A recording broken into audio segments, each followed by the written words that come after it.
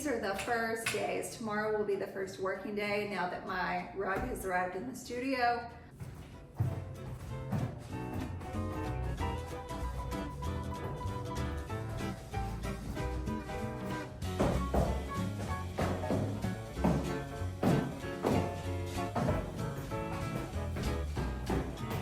The wrinkles will come out.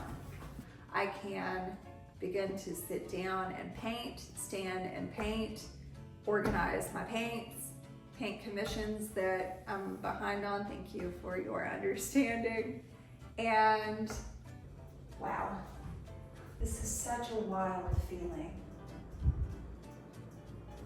This is a thing. Okay, let me give you a little tour of the Atelier. This is 36 hours after getting the key. This is like fresh.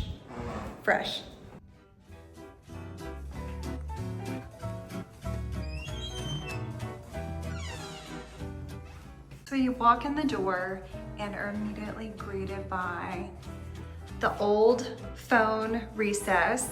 This building was built in the early 1920s, I think, maybe the late 1910s. The archways, I love. The soft light, I love. So this is where my desk will be. This is looking the other way. Cute little kitchen. Got my espresso set up already because priorities. These are these amazing little ceramic eyes that are made by Marilee Chalice, and I collect them. She does a few releases every year. So this room will be kind of a lounge area. I'm trying to find the rug, and then the walls will be gallery style, displaying my work and some other goodies. Look at that light, it's just so beautiful. Look at this fabulous piano shawl. I just got this at a yard sale. Down the hallway. Cute little bathroom.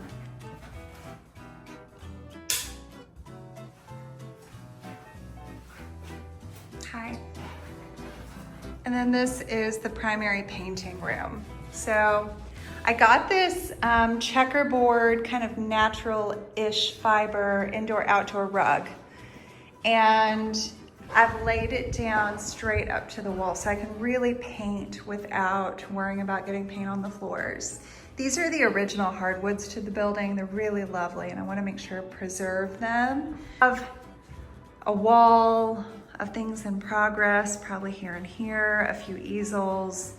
I love that there is this delightful, look at that doorknob, storage for all of my canvases. Frames will go in here too. And things I need to unpack. I am really obsessed with 1920 to late 30s everything right now. Because we're living 100 years later, it's kind of like parallel times here. A lot of work to do, not just work, but prepping this space and transforming it into the Atelier studio, workshop, creative space, jewel box of my dreams. I'm really influenced by the studios of, gosh, many artists. Definitely Picasso's workshop. There were like, these plaster decorated rooms, super ornate. Contemporary artists, I love Luke Edward Hall so much. I'm so inspired by Luke Edward Hall because he does all these different things. Some other things I'm really obsessed with. I am loving Marie Antoinette in general.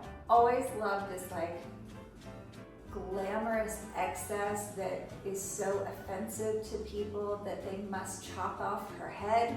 So I'm thinking like Marie Antoinette blue. I went to a thrift store and found these 2 bolts of fabric. There's this like really lovely lilac raw silk, and then this straight up Marie Antoinette blue velvet. And I have a vision of draping this whole space. Maybe not every wall, but definitely doing some like really beautiful textured jewel colors. So there are these kind of softer tones that I may turn this into like a bulletin board, kind of mood board with the frame molding in gold, and maybe do that right behind me with a painting light kind of spotlit down on it. I actually have one of those sitting right here. I need to find more of these. Who is making, this one's vintage, it was from my childhood home, but who is making good brass painting lights, whether they're a wall plug-in or remote controlled rechargeable, but with the right tone of light? These old incandescent bulbs, they were perfect. It was like this warm kind of golden light. LEDs now, I'm so wary of buying them online because they have this unnatural blue tint to them, many of them, and I hate the trial and error of that. So if you have recommendations, let me know. Really seeing ceiling to floor velvet drapes, but I'm having a hard time deciding between a rich kind of burgundy Merlot or that kind of bottle green velvet, which I do. I have bottle green velvet drapes floor to ceiling in my bedroom, and those are 14-foot ceilings. It's very dramatic and gorgeous. And the walls are a little bit paler than this. They're like a faint Wyeth blue color. And I love a green curtain, but I'm feeling this like berry stained vampire Merlot burgundy color so much. I'm getting another checkerboard rug to put in this living room gallery space area. I had wanted a natural on charcoal or natural on black checkerboard, so it kind of has this Harlequin vibe. I can't find the right size, so I'm thinking I might end up doing the same rug that I have in the painting studio in there. Those I found on Amazon. They were $250 for a 9 by 12. What I really need is like a 10 by 14. We'll see what happens.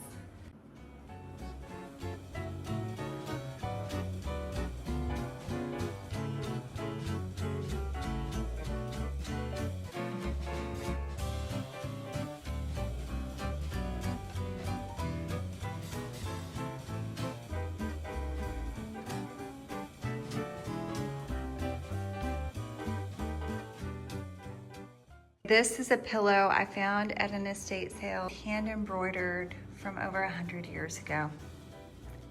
100 years old, look at that.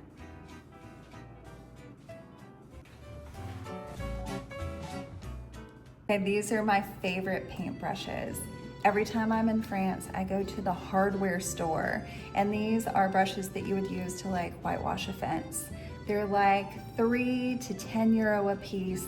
The way they hold paint, the quality of the bristles, they're really sturdy. You can really be hard on them. I'm super hard on my brushes, but this is they.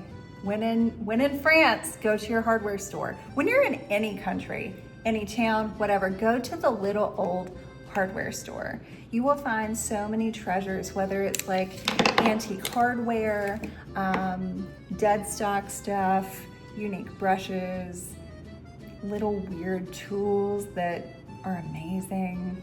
Go exploring. One more hot tip on brushes. Big brushes are expensive. Quality brushes are very expensive. And when I go to estate sales, I always am on the lookout for a good brush. These could be, $100 brushes or more. And I got them for like $1 a piece. Also, I love looking in the basements of people's estate sales where they keep their tools, because you find weird old brushes. This would be amazing to use on a really large scale canvas. It's super stiff bristled. I'll probably trim up that uneven edge. It's probably gonna give me sort of a Japanese brush effect. Ooh, this is a fun treasure. Let me tell you about this enormous tassel. Okay, so this giant tassel came out of Gramercy Park Hotel in New York.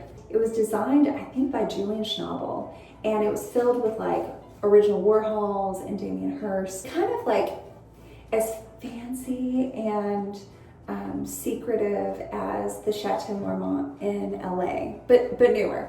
So I got to stay there as a guest in January of 2020. I was like, this is my new New York home hotel. And then COVID happened, and then Gramercy Park Hotel just closed its doors. It just closed its doors and locked everything as is. So when I was back up in New York a couple years later on a different trip, there was a friend on Instagram sent me a reel that was like, major liquidation sale, Gramercy Park.